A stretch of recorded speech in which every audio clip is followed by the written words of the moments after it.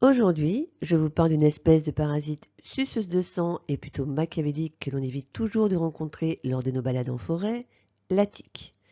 Déjà, comme beaucoup de parasites, on peut se demander à quoi elle sert et pourquoi donc a-t-elle été créée. Tout d'abord, elles sont une bonne source de nourriture pour de nombreux animaux, tels que les reptiles, les amphibiens ou encore les oiseaux.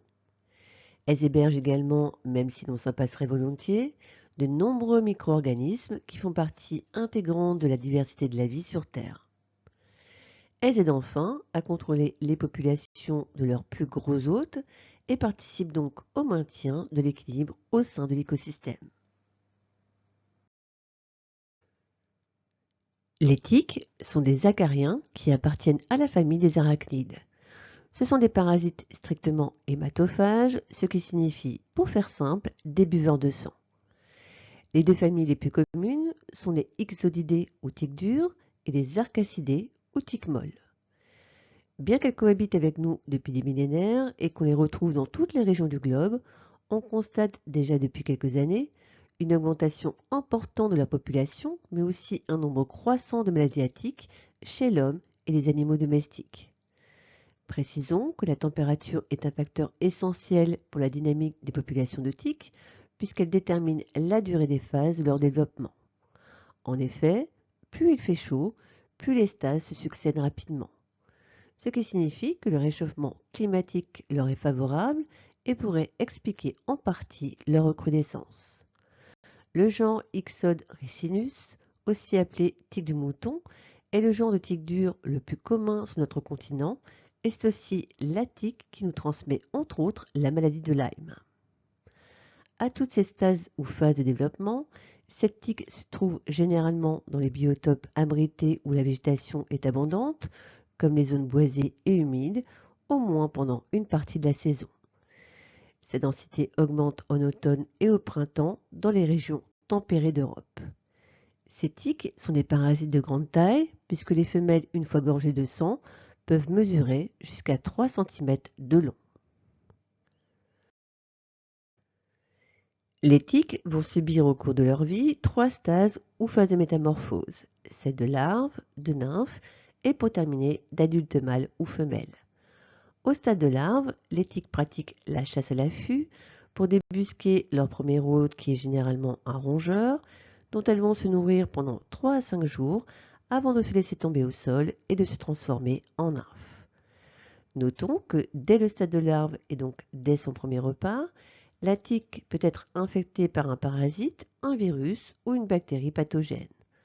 Elle peut alors demeurer porteuse toute sa vie et pourra devenir elle-même vectrice en permettant à l'agent pathogène de survivre en traversant la paroi de son tube digestif, puis en le faisant migrer vers les glandes salivaires pour être transmis lors de son repas de sang suivant via les sécrétions salivaires. En réalité, environ la moitié des tiques sont porteuses dès ce stade d'un ou plusieurs pathogènes, ce qui complique d'autant plus le diagnostic en cas de transmission. Les maladies à tiques les plus connues en Europe sont la maladie de Lyme et l'encéphalite à tiques. Une fois au sol, la nymphe migre dans la végétation et se transforme en individu adulte, mâle ou femelle. À ce stade, sa préférence alimentaire se porte sur les grands mammifères, tels que par exemple les cerfs, les bovins, les animaux domestiques ou encore l'homme. Durant ce stade a lieu également la reproduction qui s'effectue soit au sol, soit directement sur l'hôte. Dans la famille des Ricinus, le mâle ne se gorge pas de sang, sa mission étant de féconder le maximum de femelles avant de mourir. De son côté, la femelle ne se gorge totalement de sang que si elle était fécondée. Durant ces 8 à 12 jours d'orgie de sang, elle peut multiplier de façon outrageante son poids initial. Sur son hôte, elle va privilégier les zones où la peau est plus fine, comme l'aine, la mamelle, les oreilles ou encore les organes génitaux. Une fois repue, elle se détache pour trouver au sol un endroit favorable à la ponte. Elle y laissera de 2000 à 3000 œufs avant de mourir. Cette période de ponte dure entre 5 et 20 jours. Postée à l'affût, en haut des herbes d'où elle doit régulièrement redescendre pour trouver au sol l'humidité dont elle a besoin, la tique attend patiemment l'arrivée de son repas. Pour débusquer sa proie, elle utilise un organe très spécial se trouvant à l'extrémité de ses pattes, l'organe de Haller, qui est entre autres sensible au degré d'hygrométrie et aux phéromones. Ce dernier lui permet de repérer son futur hôte grâce à la détection du gaz carbonique qu'il émet et de la chaleur qu'il dégage. Une fois repéré, la tique l'arponne grâce à un hypostome situé à l'avant et se cramponne fermement à la peau avec ses deux chélicères, créant alors une lésion en forme de poche. Notons que la piqûre est indolore, car la tique injecte gentiment des substances anesthésiantes dans la peau au moment de la morsure. Comme nous l'avons vu précédemment, les pathogènes sont ensuite transmis à l'hôte par la salive via la peau. Précisons que la composition de cette salive est très complexe. Par exemple, elle contient entre autres des molécules qui ciblent l'inflammation et la douleur provoquée par la lésion, de manière à passer totalement inaperçue. Elle renferme également une kinase qui diminue la perméabilité vasculaire et la vasodilatation et neutralise la démangeaison qui pourrait être induite par la piqûre. Elle est également composée de l'hypocaline, des protéines qui sont capables de neutraliser l'action de l'histamine qui elle aussi pourrait contribuer au prurite. Elle possède enfin des molécules qui perturbent la réponse immunitaire innée et acquise de l'hôte et affectent la production de ses anticorps. En résumé, elle possède tout un attirail qui lui permet de rester longtemps invisible. À savoir, la transmission de la borréliose de Lyme est rapide mais non immédiate. Elle s'effectue en moyenne entre 12 heures et 3 jours après le début du repas sanguin de la tique. En revanche, le virus de l'encéphalite attique est transmis dès le début de la piqûre car il est déjà présent dans les glandes salivaires. Chez l'homme, la première manifestation clinique de la maladie de Lyme est un érythème migrant qui se présente comme une plaque rouge inflammée, classiquement en forme de cocarde. Elle peut ensuite évoluer vers une affection tissulaire unique ou multiple.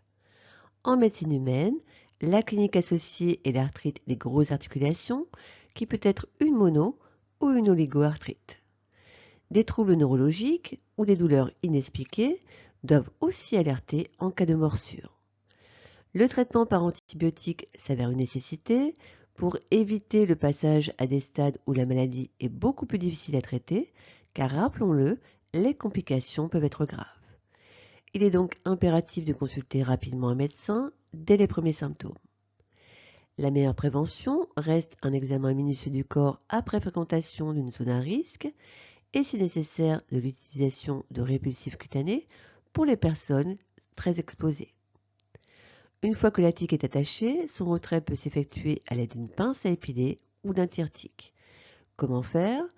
Tout d'abord, saisir la tique le plus près possible de la peau, puis tirer doucement mais fermement en tournant et en prenant surtout soin de ne pas casser le rostre qui est l'appareil buccal de la tique.